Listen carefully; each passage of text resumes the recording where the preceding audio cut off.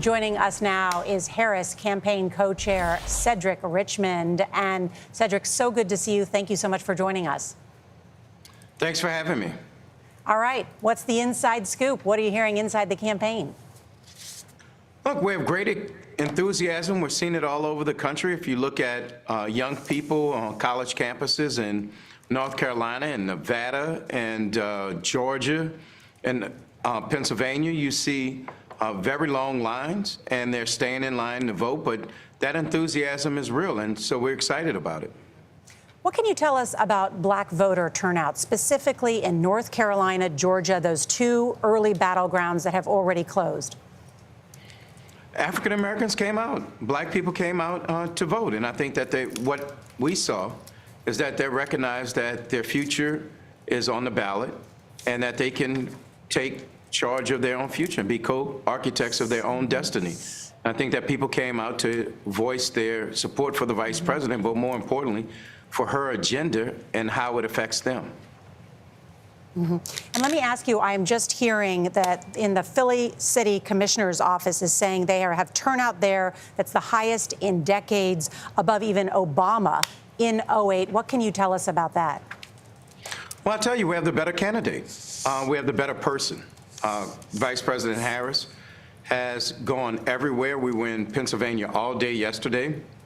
We ended in Philadelphia, where she talked to the crowd about an opportunity economy, bringing down cost of health care, child care, and the things that are affecting people. And that on day one, she's going to have a to-do list on how to make the American people's lives better. And I think that that resonated as opposed to the contrast with her opponent and the things that he's been saying in the closing days. I think people want to be optimistic. People want to be hopeful. People want to imagine that tomorrow is going to be better than yesterday. And that's what she talked to them about, and that she's going to ensure that tomorrow is better than yesterday. And Cedric, Gayle King is with me as well. Gayle? Cedric, it's really good to see you. There was a perception, either rightly or wrongly, that Kamala Harris had a problem with black male voters. What can you tell us about that? Well, I don't think it was true, but I will say this. Black male voters deserve to be talked to and persuaded like every other constituency.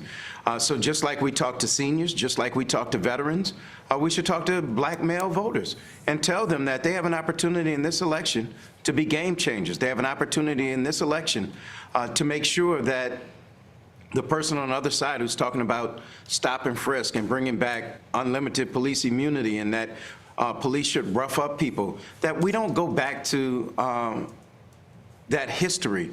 And so we expect that African-American male turnout, black male turnout, is going to be good, it's going to be on par. But the other thing the vice president said, Gayle, that I think is very important is we don't automatically get black male vote. We have to go earn it just like we earn every other vote. And so I think that her putting out an agenda for black males and how she would focus on entrepreneurship and all of those things that would allow them to be the successful entrepreneurs and community leaders that they want to be was very impactful and very successful.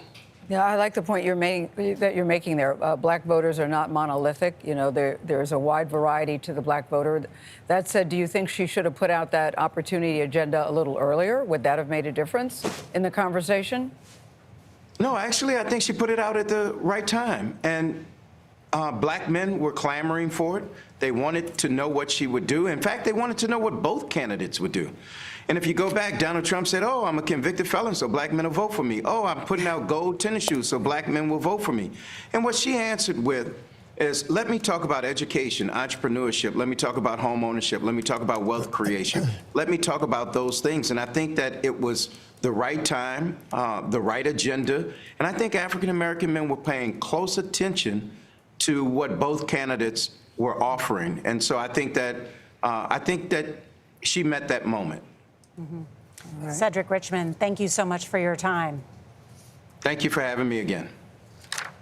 And want to give equal time now to Republican National Committee Chair Michael Whatley. He is with us from Trump headquarters in Florida. And Michael, good to see you. Thank you for joining us. What are your internal numbers showing? We really like what we're seeing right now in places all across the South, Arizona, Nevada, Georgia, North Carolina. feeling very comfortable about what we're seeing there on the ground. We also are very excited about what we're seeing in Pennsylvania, Wisconsin, and Michigan. The president is in a very good place based on what we saw with early voting, with absentee voting, for us to have a great day today. Right now, we are continuing to work very aggressively to get every last vote out. We are also working very hard to make sure that we are in place with our observers, our election integrity program. Every time a vote is cast or counted, we're ensuring that we're in the room. And Michael, let me ask you about turnout. I know that those within the campaign are sending out messages to get men to go to the polls after work. Are you concerned about male turnout? No, I think what we're doing is just making sure that we're doing everything we can to get every last voter out. We know that this is going to be a tight election. Every election is a tight election. These are battleground states. We call them battlegrounds for a reason, and we want to do everything we can all the way through the tape to get everybody out. And Michael, finally, those late deciders, John Dickerson was looking inside the exit poll data, which suggests in North Carolina they are breaking toward the vice president. Is that worrying to you? What we're seeing right now is that North Carolina, we had the first time ever that the Republicans won the early vote absentee vote. We have a lead going into Election Day. There is very few undecided voters at this point in time. The turnout has been great all across the state, and we feel cautiously optimistic we're going to have a great result in North Carolina. Well, Michael Whatley, keep us posted. Thank you for joining us. Thank you.